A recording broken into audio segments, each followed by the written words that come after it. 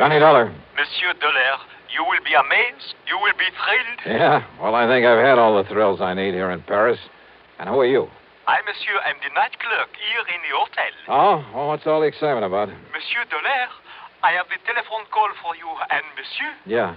It is wonderful. It is the long distance. It is the transatlantic. A transatlantic call. From the, what you call the United States. Well, bully for you. But across the ocean. It must be the most important. Yeah, well, put them on and we'll see. Oui, monsieur. Hello? Johnny? That's right. George Reed here. Well, George. All right, clerk, you can get off the line now. What, Johnny? You hear me? Clerk? But, monsieur. Come on, hang up. Very well, monsieur. Now, George, you get my cable report on the only jewels? Yes, you did a great job in spite of all the money you threw around. I mean, what you gave that man de Marsac. But listen, I'm glad I caught you before you left. I'm flying on back tonight. See you in Hartford in the morning. No. What? Contact Mr. Maurice Rigaud there at our Paris office. Oh, what about it? Getting those jewels back to America? No, that's all taken care of. But in talking with him a minute ago, I happened to mention that you're there, so he wants you to stay around and see if you can help locate a Cellini medallion. Cellini, the famous Italian artist? Yes, and the medallion was stolen from the galleries of the Louvre 2 or 3 weeks ago. Priceless, so it has to be found and returned to them. Well, I'll do what I can, George. Good. Now, contact this man Rigaud at our office there immediately. Contact Rigaud, huh? That's right. But why do you say it that way? Because maybe I won't bother him. What? George, maybe I've got a better idea.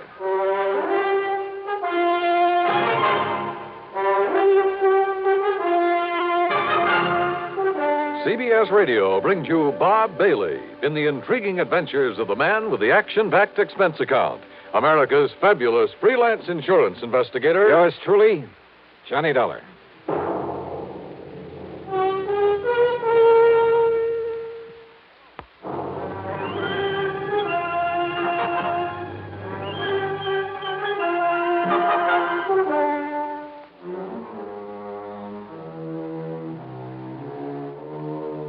Expense account submitted by Special Investigator Johnny Dollar to Floyd's of England, North American office. Or maybe it's the Paris office. We'll see. Following is an account of expenses incurred during my investigation of the Embarcadero matter.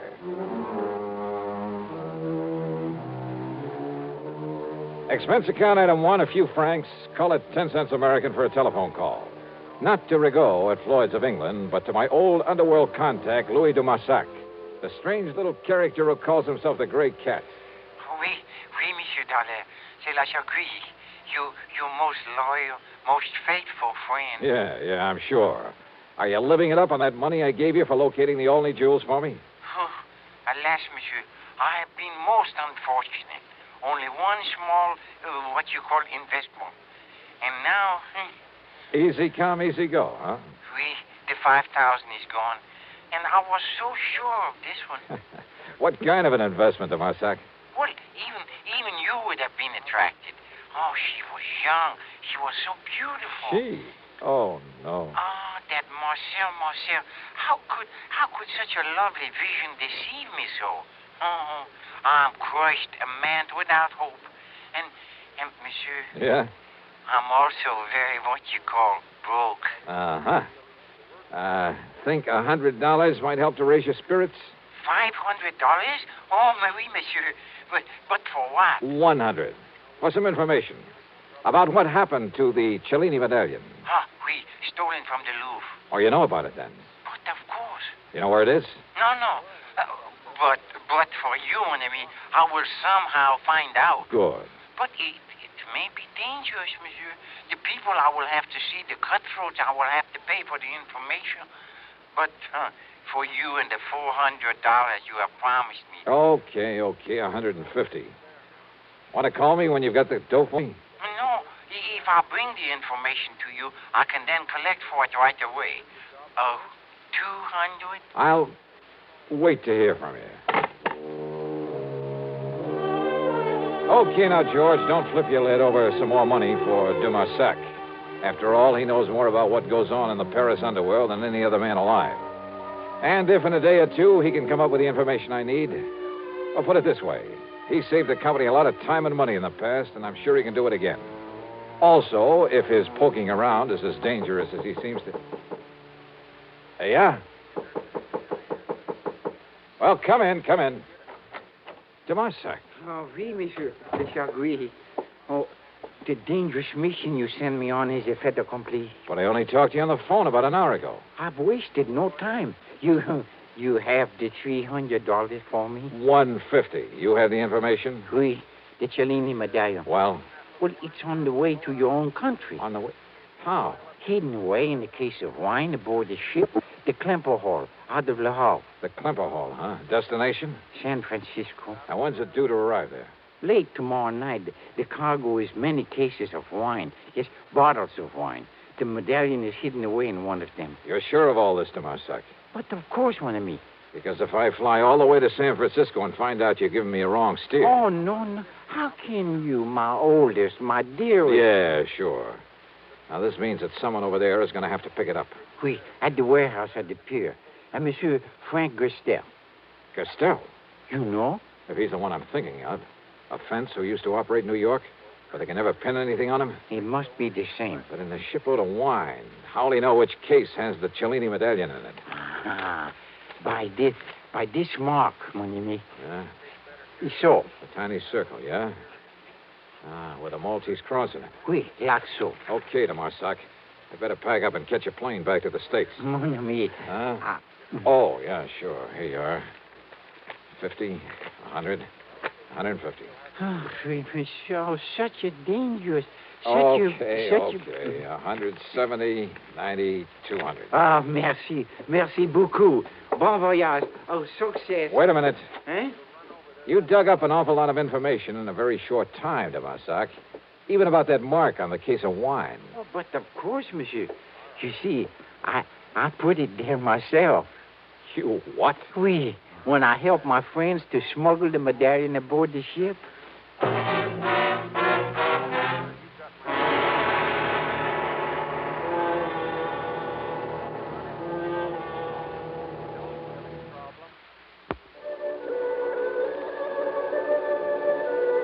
Expense account item 2 is the couple of $100 to de Marsac for the information about the stolen Cellini medallion. Item 3, $92 American for my hotel there in Paris, then a taxi out to Orly. Item 4, $5.99 even plane fare, Paris to New York to San Francisco, and a taxi to my favorite hotel, the Huntington, up on Nob Hill. A pea soup fog had settled over the city, and the driver had to practically feel his way the last couple of blocks. By the time I'd cleaned up and changed my clothes, it was late, and I was hungry. And after the long plane trip, I was glad for a chance to walk over to the Fleur de Lis on Sutter Street. Cocktails and a rare good dinner ran up item 5, $11 even. Then I started back to the Huntington, again on foot. I say I started. It was late, remember, and dark. Not many people on the streets. And suddenly I was conscious of someone behind me, slowly catching up with me. In the fog, he was only a shadow, but I was sure he was following me. I slipped out my gun under my coat and slowed my pace. All right, brother, what? Huh? Yeah. Hi, Johnny.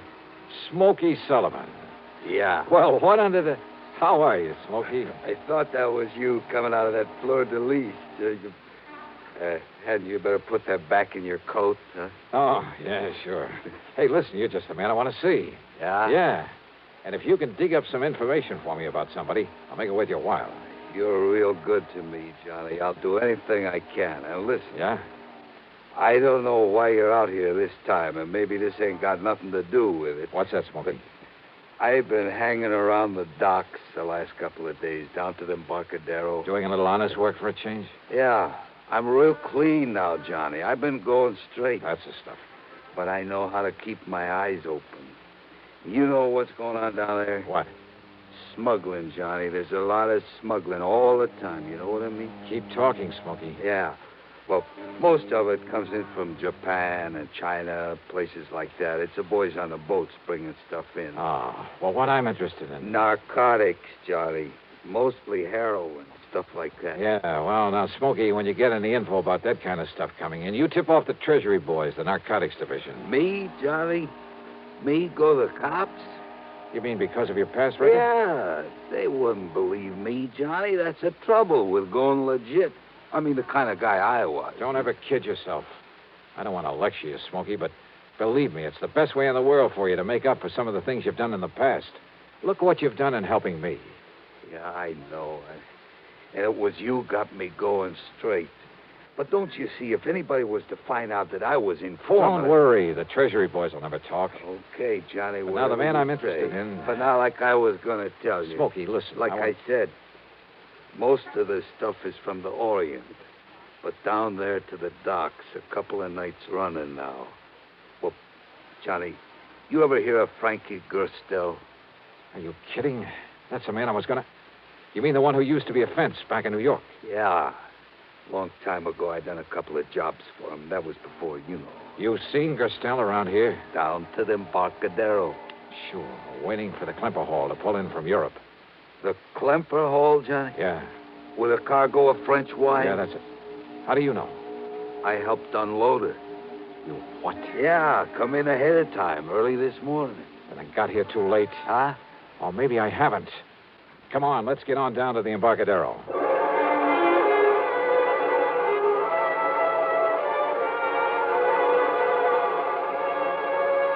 Item 6, $1.50 for a taxi.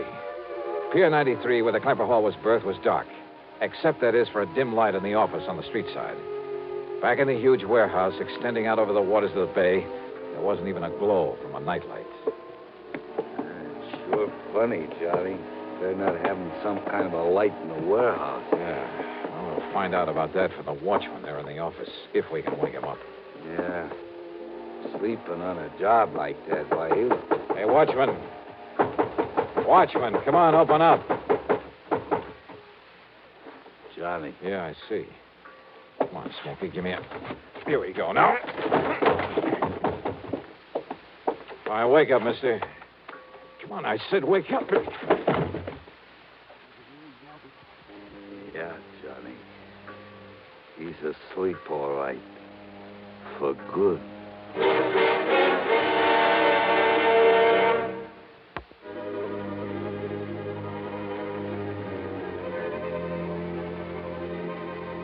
Fog-shrouded San Francisco, or the Embarcadero at night.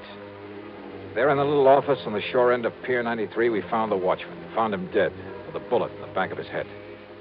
Which meant that in all probability, Frankie Gerstel had gotten there before us, had already taken the Cellini medallion out of its hiding place.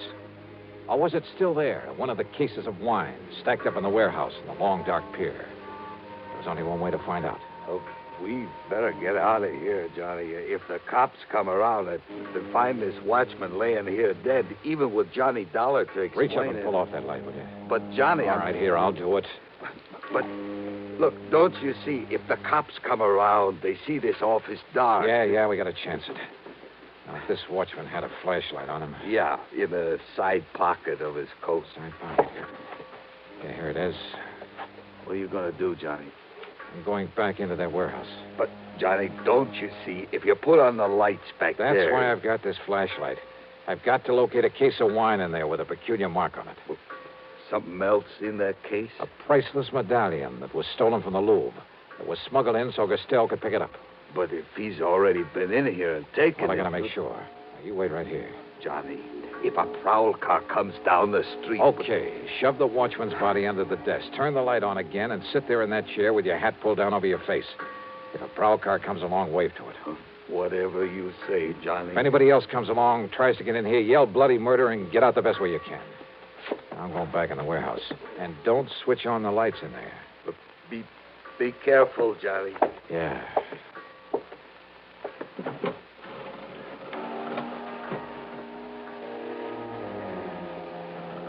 The light in the office, when Smokey turned it on again, made only a thin yellow line beneath the sliding door.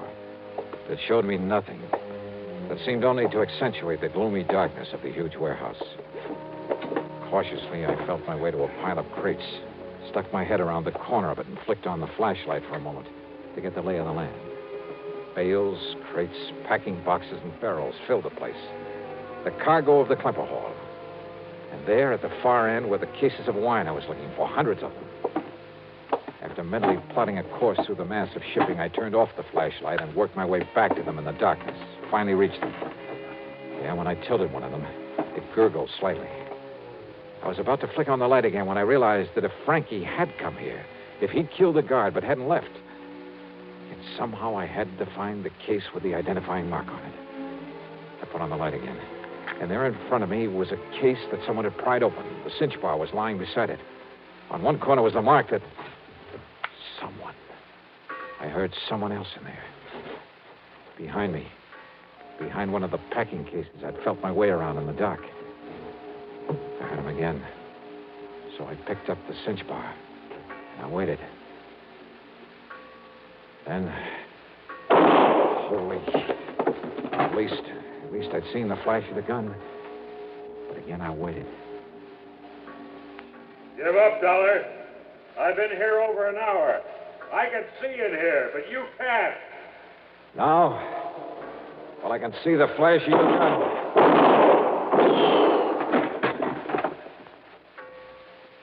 You see what I mean? Dollar? Just keep on talking, Frankie. What? What'd you say? Dollar? The cinch bar. All right, here, Frankie. Ah, that's a stupid trick.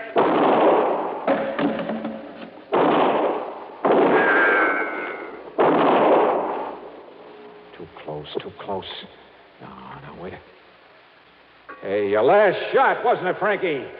Yeah. Hey, Smokey. Okay, Smokey, come out here in the warehouse. Turn on the lights and we'll... Didn't figure I had two guns, did you, Dolly? But you haven't. Not now. You're through. And by the time you can reload... Yeah, Smokey, put on the lights. I can use them now. No, Smokey, no. That's right. And leave them on. And, Dollar, I'm going to dig you out from behind those crates and kill you. You hear me, Dollar? You can't get away. Yeah, because now I see you. So I pull this trigger. Oh! Smokey. Johnny, I took the gun off the dead watchman. Are you all right, Johnny?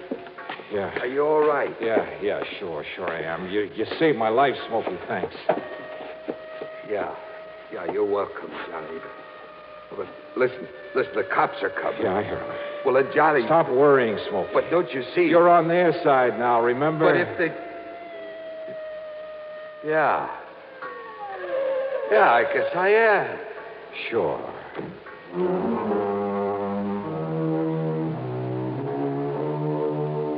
The Cellini medallion in Frankie's pocket. It was pretty obvious that he'd killed the watchman, taken the medallion out of the wine case and was about to leave when Wheat showed up. Smokey's shot had killed him. Had Smokey a bit worried, too, when the police barged in on us. But now he's a public hero. Oh, sure, there'll have to be some kind of a hearing on the whole affair. My deposition's already in. But Smokey's really in the clear. As for the couple of $100 I gave him, well, forget it, George. It came out of my own pocket. So, expense account total, including the trip home, $1,174 even. Yours truly, Johnny Dollar.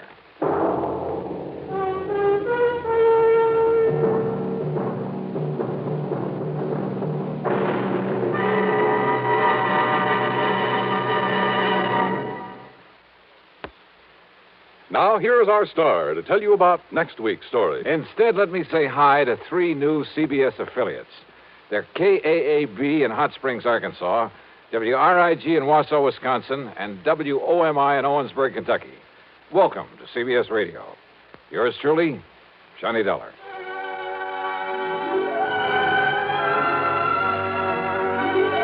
Yours truly, Johnny Dollar, starring Bob Bailey, originates in Hollywood and is written, produced, and directed by Jack Johnstone. Heard in our cast were Forrest Lewis, Vic Perrin, G. Stanley Jones, Tony Barrett, and Frank Gerstle.